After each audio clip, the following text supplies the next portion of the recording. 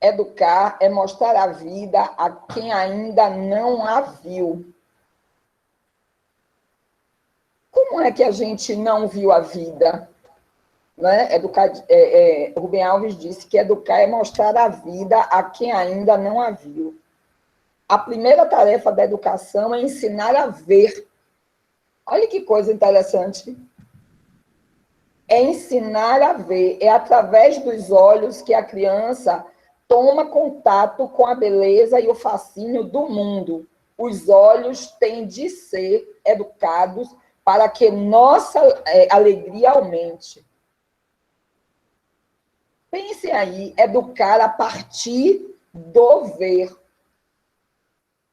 Nós, mostrando a vida, nós, educadores, mães, pais, tios, trabalhadores de uma casa espírita, ensinando as pessoas que, através dos olhos, elas vão ver a beleza e o fascínio do mundo.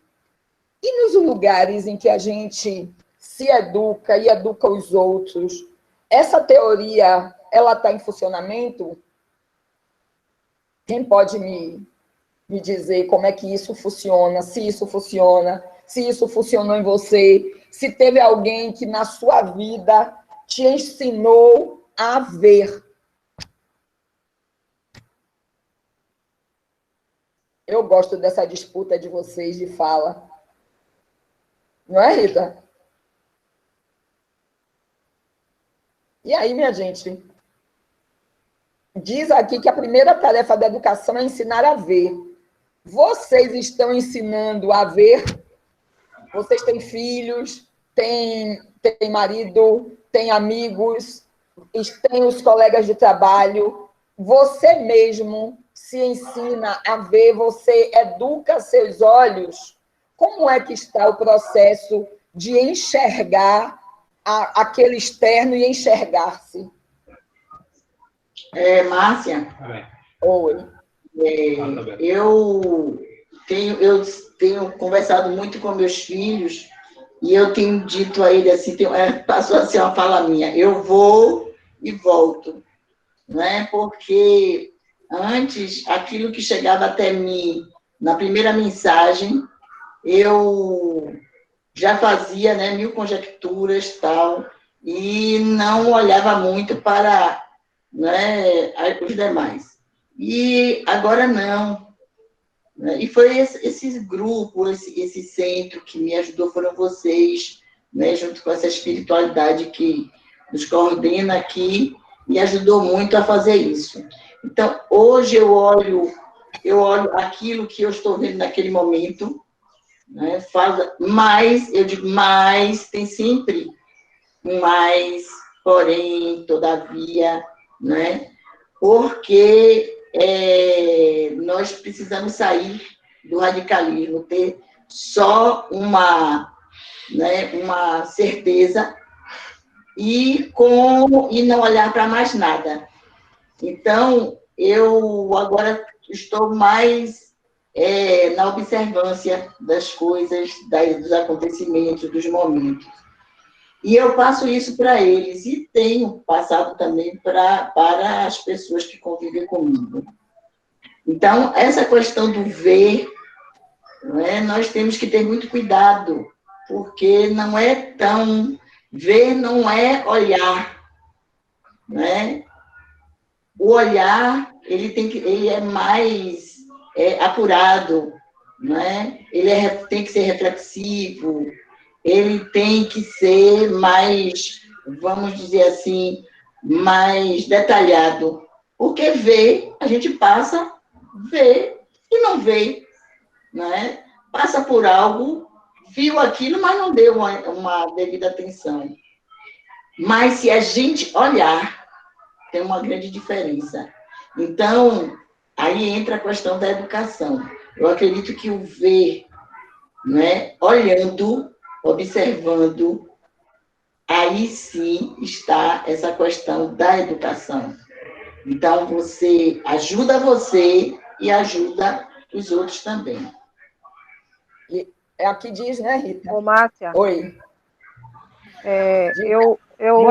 Estava até falando mais cedo com uma amiga minha que eu tenho aprendido a cada dia com as minhas ações e com ações do externo.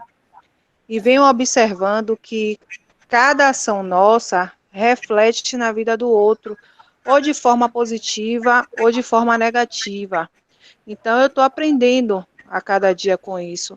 E estou passando a me policiar para com que as minhas ações influenciem na vida do outro de forma positiva.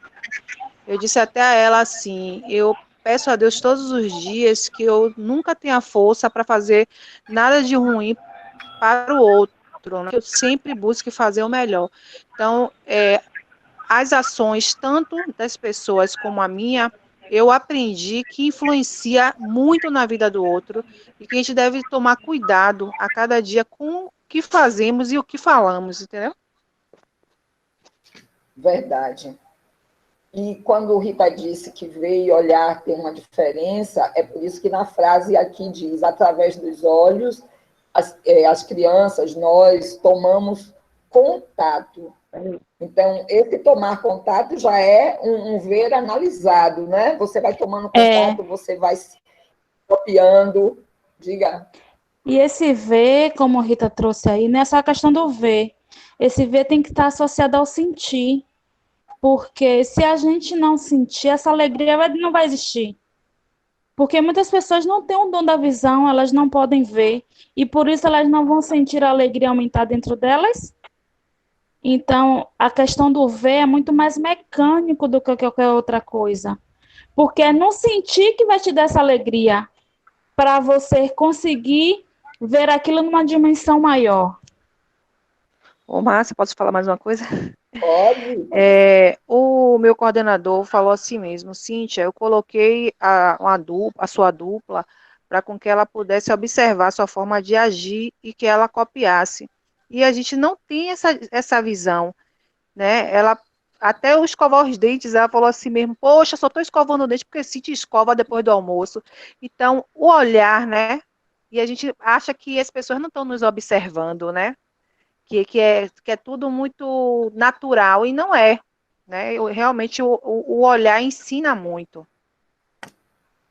E Gil trouxe uma coisa bem interessante, não é? Quem não tem o órgão da visão funcionando, ela também não vê, ela não tem essa sensibilidade, porque esse desenvolver vai para a questão da sensibilidade, que aqui, né, diz. Mas antes, Cíntia trouxe que as minhas ações influenciam positivamente ou negativamente, que ela está se observando para influenciar positivamente. Mesmo, Cíntia, a gente se observando para influenciar positivamente, você não pode garantir como é que o outro está te observando, te enxergando, te vendo. Você não tem essa garantia, porque ele tem alguns valores, ele tem alguns ideais, ele tem um formato de vida que deu a ele um olhar que talvez não tenha sido treinado para enxergar com sensibilidade. Ele pode ter um olhar crítico, nocivo, permissivo, amável. Então, você não sabe. O que você precisa, o que eu preciso, o que nós precisamos é aprender a ver a nós mesmos como nós estamos oferecendo para o outro as nossas aprendizagens, as nossas alegrias, as nossas tristezas, os nossos conhecimentos, e com quanto de amorosidade a gente está colocando isso a serviço de nós mesmos e do outro. Porque se você conseguiu se observar, se ver nessa condição, se você treinou seus olhos para ver o mundo com essa alegria, com essa sensibilidade, então você já tem meio caminho andado em relação a como o outro vai te ver. Mas o resto do caminho, quem vai caminhar é o outro em relação ao que ele está recebendo de você, e que você não tem garantia, não é? Márcia, e a gente, em relação à questão daquele que não tem, né, esses órgãos da visão, os olhos, mas muitos deles enxergam ou veem ou olham bem mais do que aqueles que têm até olhos muito lindos né? Aquilo que a gente classifica como lindos e maravilhosos. Eu tive, né, a oportunidade, eu sei que vão dar risada mais uma vez, mas eu tive a oportunidade de namorar um rapaz que era cego, né? E aí... E essa pessoa, né, ele estudava com a gente e tal, era um estudante, o irmão dele, na verdade, que estudava, e ele tinha uma aula em separado, que era do Braille e tal. Mas ele enxergava as pessoas, ele olhava para as pessoas com um olhar tão diferente, porque ele era tão sensível que ele dizia, quando a gente perguntava, você acha que eu sou como? E ele descrevia a pessoa como se ele tivesse os olhos perfeitos, né? Como se enxergasse. Então, e a gente não faz isso. A gente faz as descrições das pessoas com aqueles olhos nossos, aqueles avaliativos, olhos muito materiais, né?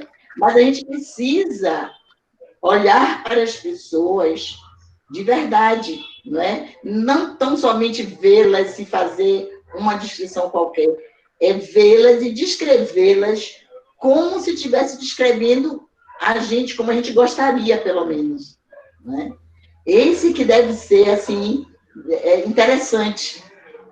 Então, quando você descreve uma pessoa que você coloca até alguns detalhes, né? E depois você diz, eu não tinha percebido. Agora eu estou vendo com a sua descrição. Então, tem essa coisa de você, quando você olhar, não olhe de qualquer forma.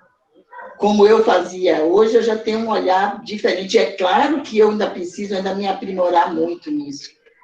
Mas a gente precisa disso, dessa aprimoração, de ver as coisas, não como elas chegam até a gente na primeira informação.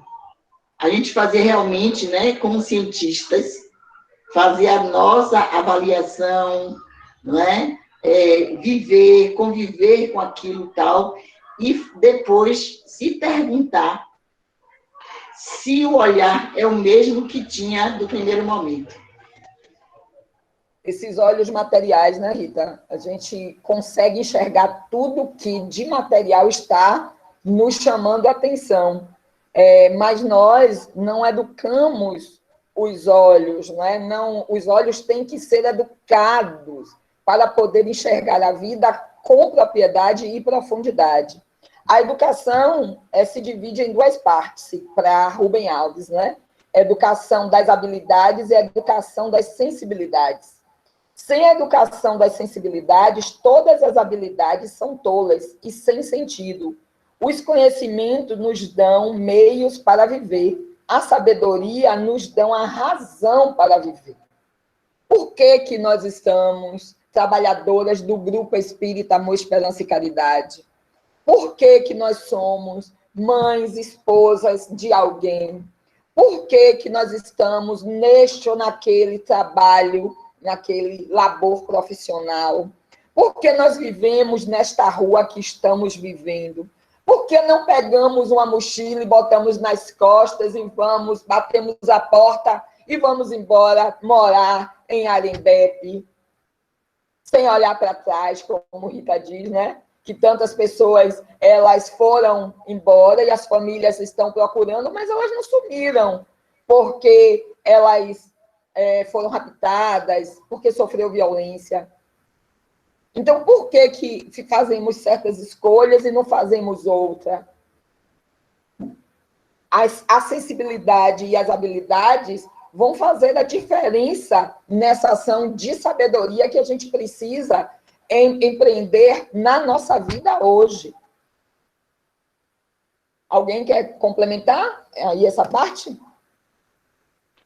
Eu só quero lembrar uma fala de Esmeralda, que ela nos ensinava lá atrás, que a gente precisa olhar com os olhos da alma. e olhar com os olhos da alma e trazer essa sensibilidade. É esse olhar que Rita trouxe aí, desse amigo dela lá de trás, onde conseguia enxergar as pessoas sem vê-la, porque ele estava olhando com os olhos da alma. E Esmeralda já nos ensinava tanto. Infelizmente, eu ainda não aprendi. Hoje eu estou um pouquinho mais sábia do que já fui, mas eu ainda tenho muito a aprender a olhar com esses olhos da alma. Sim, Gil. A gente teve aí diversos exercícios, né? Mas a gente, quando se pega fazendo uma crítica de primeira mão, né? Antes de olhar todo um contexto que veio a partir dali, antes de ver as condições, a gente primeiro sente logo a mudança daqui, não é? No órgão interno da gente, e depois é que a gente vai forçando este órgão a enxergar as coisas como deveria ter visto no primeiro momento. Se a gente não tivesse só usado as habilidades, tivesse usado a sensibilidade para poder empreender a sabedoria. Se nós somos, como diz a prece de Cáritas, e estamos refletindo a imagem de Deus, então a gente já tem essa capacidade de fazer isso, mas a gente ainda não faz.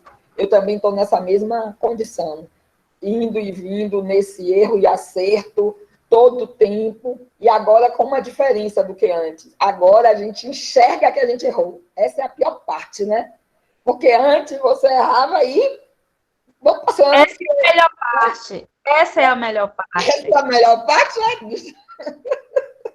Agora a gente sabe, a gente vê e diz, poxa, fiz de novo.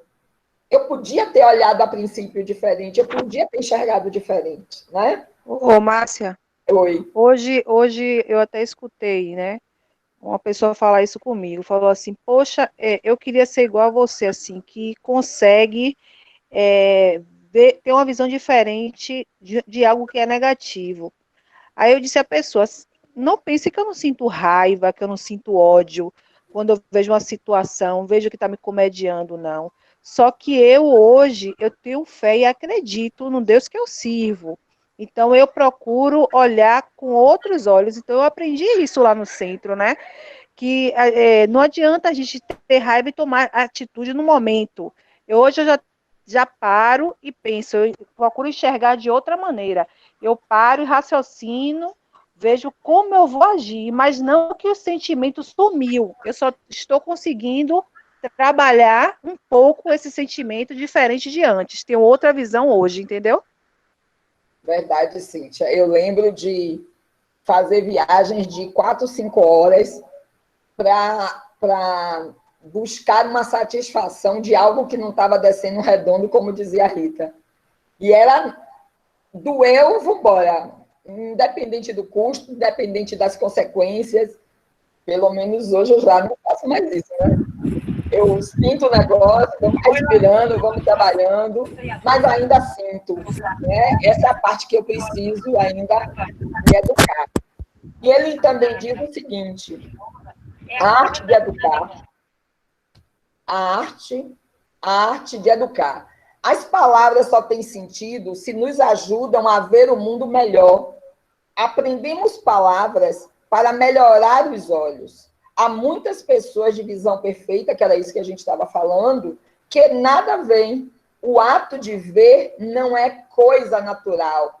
Precisa ser aprendido. Quando a gente abre os olhos, abrem-se as janelas do corpo e o mundo aparece refletido dentro da gente. São as crianças que, sem falar, nos ensinam as razões para viver. Elas não têm saberes saberes a transmitir. No entanto, elas sabem o essencial da vida. Quem não muda a sua maneira adulta de ver e sentir e não se torna como criança, jamais será sábio. As palavras só têm sentido se nos ajudam a ver o mundo melhor. Eu lembro algumas palavras de Esmeralda, dizendo que quanto mais sutis forem os detalhes, mais importante eles são e a gente deveria ter um olhar diferenciado para eles. A gente ainda não consegue, deixa eu usar uma palavra que é de Gil, eu ainda não consigo, né? Não posso generalizar todos, eu ainda não consigo ter o olhar diferenciado para aquilo que é sutil. Aquilo que é sutil chega, bate na minha testa, bate no meu corpo, se joga em cima de mim e eu consigo ainda ver apenas como um ponto. Eu só consigo enxergar as coisas quando elas estão gritantes. Mas aquela que está gritante, ela era bem pequena anteriormente. Lembro de Rita, enquanto médium, e em alguns momentos a gente está... Esmeralda está falando com a gente, e a gente se queixando da situação que era gritante, arrasadora, devastadora, dilaceradora. E ela disse, mas um dia ela foi sutil. E vocês não fizeram nada enquanto ela era sutil. Agora que ela está nesse tamanho, vocês enxergaram. E aí a gente não acreditava que a gente já tinha visto a situação, que ela já tinha sido indicada para a gente de uma forma bem sutil. É um tom de voz, é um olhar, é uma expressão, é a falta de expressão. E a gente foi levando isso, eu fui levando isso como nada em várias situações da minha vida, não é? E vocês, como é que pensam a questão da sutileza e das palavras nos ajudando a ver melhor o mundo? É bem interessante esse último parágrafo, né? Nos leva à fala de Jesus, né? Quem não se tornar criança, né, não poderá também entrar, né, de uma certa forma, no reino dos céus. Porque essa pureza, quanto mais você vê, você olha, você reflete sobre o visto, e você apura mais a sua visão, e você revê mais uma vez, e você olha mais uma vez, e você analisa mais uma vez, você vai vendo que há uma mudança, não é? A gente sempre fala isso quando a gente vai ler o Evangelho, a gente abre o Evangelho, o mesmo assunto, e a gente tem um olhar diferenciado. Na hora da gente falar dele, ou falar sobre ele, ou explanar o que nele está, a gente, né, tem um olhar diferenciado. Então, é isso. Da mesma maneira que, às vezes, a gente via as coisas não é? Como uma ação impactante que fosse ruim na nossa vida, hoje a gente já tem um olhar já muito bem diferenciado, e a gente diz assim, isso serve de aprendizado, né? E passa a ser a nossa fala comum. Não é claro que, como você disse, como Cíntia disse, é claro que eu me aborreço, sim, ainda, que fico com raiva, fico com ódio, né? Dá vontade de chorar, dá vontade de gritar, de fazer mil coisas. Mas não é mais como antes. E também o sentimento não é mais duradouro.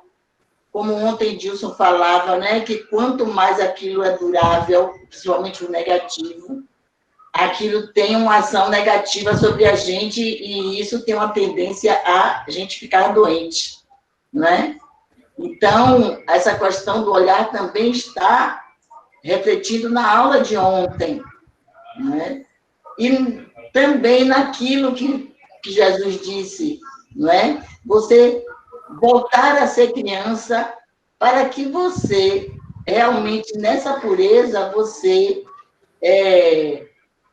evolua, né? Que você acredite no mundo melhor, que você seja uma pessoa melhor. Então, é mais uma coisa que é para a gente refletir. Nós não podemos ficar com aquela mesmice da fala reclamativa,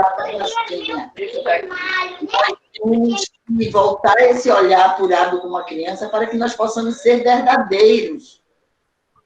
Não é? E para ter esse olhar, a gente precisa olhar muitas vezes, reolhar, parar, pensar, refletir, e tudo aquilo que significa realmente você ver.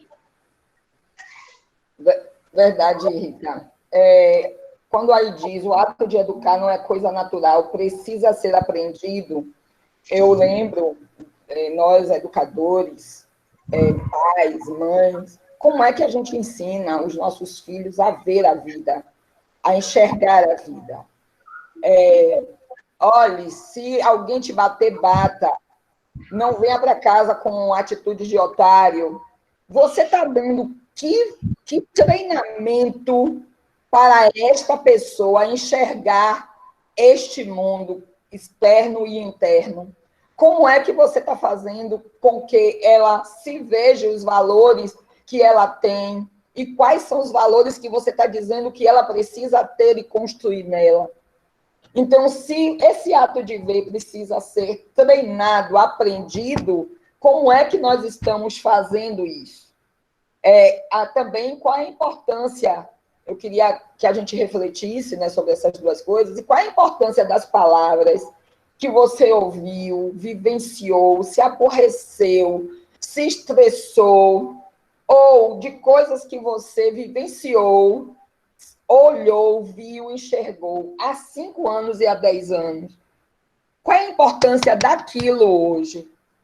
Porque naquela época, naquele momento, como você ou eu via aquela situação, isso era tão importante que parecia que era a nossa vida. Eu tenho uma experiência, algumas experiências, né? Eu ia dizer uma, mas não é uma, não, são várias. Que a minha forma de enxergar naquela época parecia que aquilo era tudo na minha vida. E tudo não positivo, tudo negativo. Era como se a minha vida tivesse atrelada àquilo de uma forma que nada mais importasse. Eu só tinha o olhar para endireitar aquelas coisas. E hoje, essas coisas não fazem parte da minha vida. E qual é a importância que elas têm hoje? Então, elas nunca tiveram, porque eu também lembro de Esmeralda dizendo que se a coisa tem importância, é para sempre. Se ela é boa, é para sempre. Então, se ela deixou hoje de ter valor mais de 5 anos, mais de 10 anos, é porque ela nunca foi importante. E aí eu queria ouvir vocês sobre essa importância da palavra. Hoje, quais são a importância que vocês dão às coisas que eram valorosas, negativamente ou positivamente?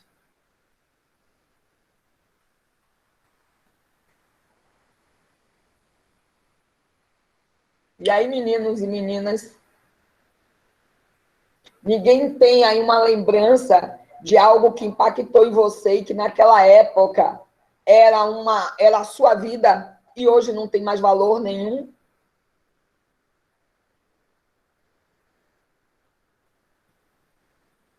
Como é que eu falo? Não? Na minha época, Sim, se chegasse em casa. Não estou te ouvindo, Sueli. Diga. Na minha época, se chegasse em casa chorando, apanhava mais. Não podia chegar chorando. Tinha que engolir choro na rua, alguma coisa. Isso está dentro do ato de educar, né? O ato de ensinar a ver. Então, você já era ensinado a ver o mundo com mais rigor. Errado. Mas era a forma de lhe ensinar naquela época, né? Alguém mais? Naquela época, os pais olhavam para a gente já tinha medo. Hoje, se você olhar para seu filho 2 vezes, ele pergunta o que é que está me olhando. A diferença é que nós atendíamos por correção, né? E não por aprendizado, por amizade, mas porque a gente estava sendo coagido. Eu acho que a gente pode pensar nesses valores Vou que até pedir. nesses valores que a gente deu a tantas coisas no passado e como é que isso repercute hoje na nossa vida. O Dilson trouxe as questões da doença e lá atrás a energia que a gente empreendeu para brigar, não é? Podia não ser até verbalmente, mas energeticamente com algumas coisas, hoje está aí rendendo a mim e a tantos de nós doenças que a gente não tem como se desapegar delas, porque foi construída com tanta veemência que hoje, para nos desapartar de nós, é bem terrível, né? Seu telefone está cortando, Su.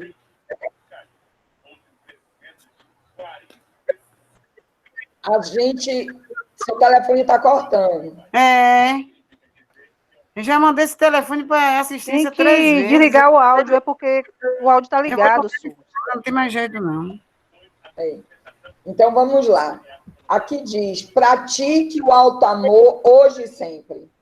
Quando a gente trabalha a educação com esse olhar da sensibilidade e da sabedoria, nós estamos tendo um olhar mais amoroso para nós e para o outro. O amor é de essência divina e todos nós, do primeiro ao último, tendes no fundo do coração a centelha desse fogo sagrado. Está lá em Fênelon, no Evangelho segundo o Espiritismo. Então, o amor é a essência divina. Por que nós nos magoamos tanto, nos maltratamos tanto, nos punimos tanto, como disse Wilson ontem? Nós somos juízes perversos de nós mesmos. Nós nos punimos de tal forma que a gente adquire a angústia, a dor, o mal-estar, a baixa imunidade, por conta de que a gente não acredita que nós somos essa essência divina, essa essência do amor.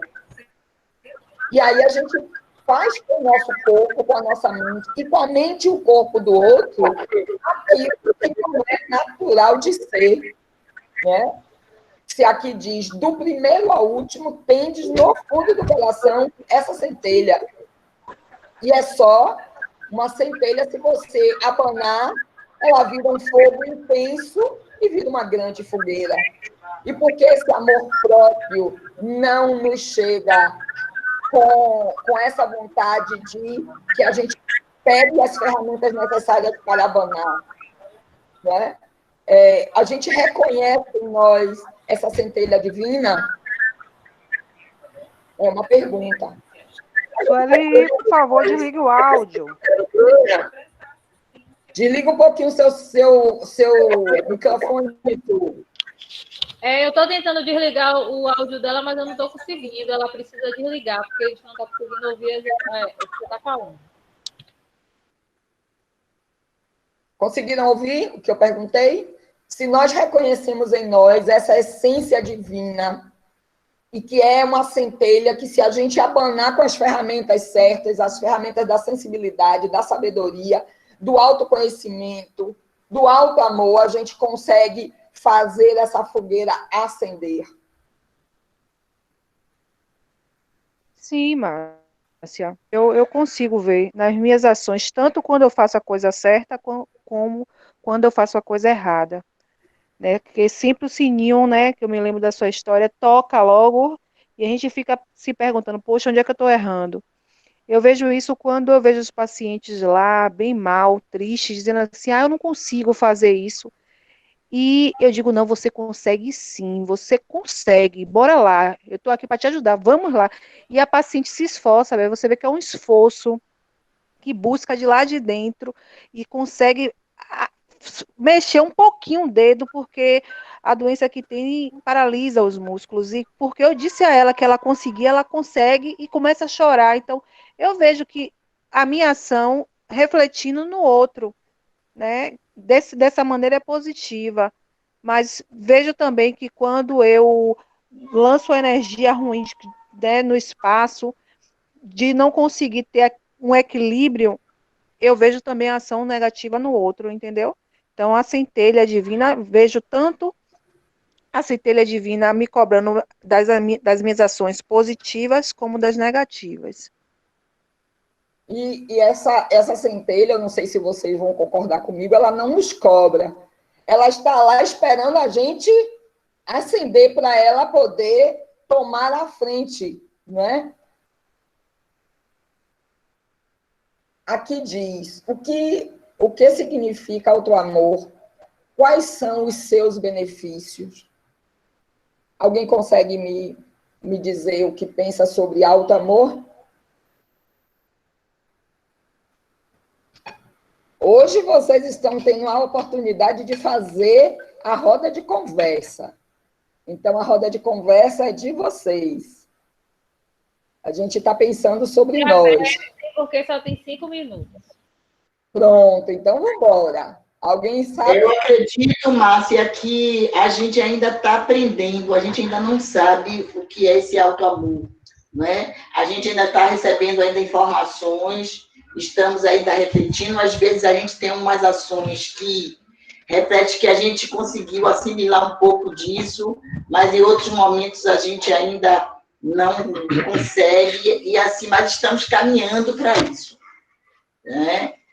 As oportunidades estão aparecendo, e agora mesmo com essa questão da pandemia, né, que é o exemplo mais recente que a gente está tendo, né, a questão da autopreservação, da preservação do outro, né, daquilo que cada um desenvolve. Então, eu acredito que alguns já estão entendendo um pouco disso, outros nem tanto, né, mas ainda a gente não chega lá, mas ainda não é agora, certo? Ainda tem muito ainda chão para a gente conseguir esse auto-amor. Mas a gente está aprendendo. Graças a Deus, né? Na tentativa de erro e acerto, isso é o maior aprendizado.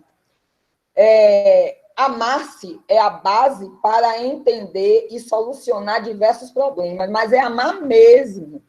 É amar sem julgamento. E começa a amar sem julgamento a nós mesmos. Se a gente consegue fazer esse exercício em nós, com certeza a gente vai ter esse olhar treinado para o amor, para o outro. O amor próprio é uma arte que promove o autoconhecimento.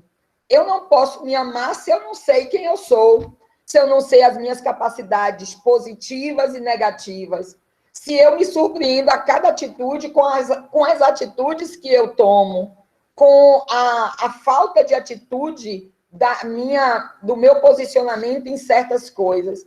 Eu preciso ter conhecimento, como a Rita diz, né? Conhecimento de causa para poder promover o amor próprio, que faz o indivíduo não ser tão crítico consigo mesmo e que faz com que ele se reconheça como alguém merecedor das coisas boas da vida e também capaz de superar os seus defeitos. Nós recusamos um elogio o tempo todo. Gente, como você está bonita, menina, que nada. Eu só passei uma escova no cabelo. Gente, que roupa linda. Que essa roupa tem não sei quantos anos. Gente, sua casa é maravilhosa. Ah, que nada, bobagem, os móveis velhos.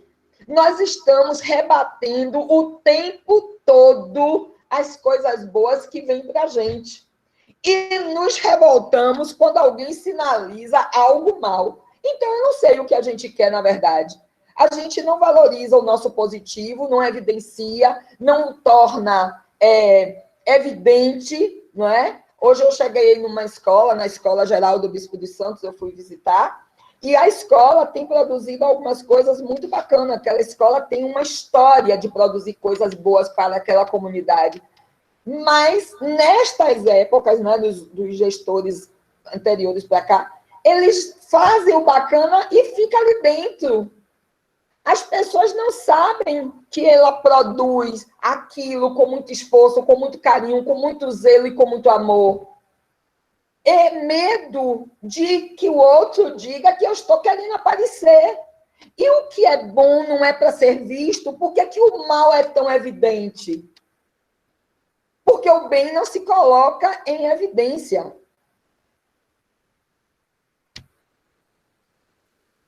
Aqui. O ato de se amar não melhora somente a própria vida, mas também tudo o que está ao nosso redor. Você vai treinar esse olhar com uma outra perspectiva. Então, eu lembro quando eu fiz teologia, eu tinha um professor que era Frei, e ele saltava 2 pontos antes da nossa escola Lumen Christian, e quando ele chegava lá, a gente dizia, professor, o senhor vem andando, às vezes ele vinha suado, ele dizia, vim para apreciar a natureza. E aí ele descrevia que viu uma flor dessa espécie, um passarinho daquela outra, a escola era leondina, que o mar estava daquela cor, e eu não vi nada, e as minhas colegas também não viram. Porque o nosso olhar não era treinado para poder se ver com amorosidade e ver o mundo com amorosidade. A gente era reativo. A gente estava indo para a escola para cumprir uma tarefa, para cumprir uma disciplina. E como praticar esse auto-amor? Não é? Como praticá-lo? Às vezes a gente diz assim, a gente precisa mudar, a gente precisa ter uma outra perspectiva de autoconhecimento. E como é que a gente vai praticar esse auto-amor? Rapidinho, uma ou duas pessoas podia dar uma sugestão de prática?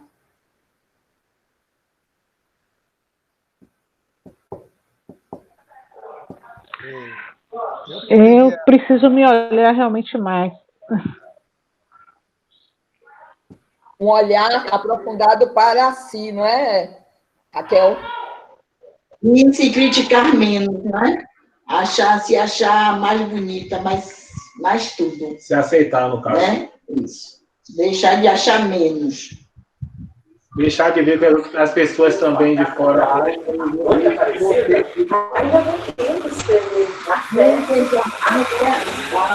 Como você se vê. Gilmar? O que eu ia falar exatamente aí, que já falaram que você ser menos crítico com as pessoas, né? Não julgar as pessoas do jeito que elas são. Eu vou dar um exemplo. Assim que eu cheguei nessa casa, eu via como Rita tratava as pessoas, pode ser quem fosse, com a mesma amorosidade. Essa é uma paciência de entendê-la. Isso é um conhecimento muito que já vem trabalhando há muito tempo. Então, não é de uma hora para outra que você vai mudar. Você tem que mudar gradativamente. E isso a gente tem que trabalhar nós mesmos. Isso é uma coisa inerente da pessoa. E quando você descobre que você tem seus defeitos, fica mais fácil você trabalhar. Então, através disso, um exemplo que você está falando aí é exatamente isso aí. Não criticar, não cobrar as pessoas do jeito que elas são. Você saber entendê-la. E o amor faz com que você tenha essa visão. Não tem essa cobrança, você aceitar as pessoas do jeito que elas são. Então, eu gostei muito dessa parte aí. Márcia, a gente está tão acostumado a criticar os outros, a criticar o tempo todo, que a gente acha que as pessoas estão criticando a gente. E aí fica com isso na mente, e não se percebe, acaba não se dando ao luxo de se perceber a si próprio, a saber a se valorizar, a gostar de si mesmo, a saber que tem ações que só você é sua mesmo e que você precisa estar ou melhorando ou fazendo de tudo para manter, entendeu? Eu acho que esse auto-amor é isso aí, a gente evitar mesmo a crítica ao outro o tempo todo, tá se corrigindo o tempo todo isso, porque quando a gente para de criticar, a gente passa a se perceber mais. Entendeu? É fazer aquilo que eu digo. Não, eu sou insubstituível. Ache ruim, diga o que quiserem, mas esta Rita, aproveitem, viu? Aproveitem, porque só vai ter esta Rita agora.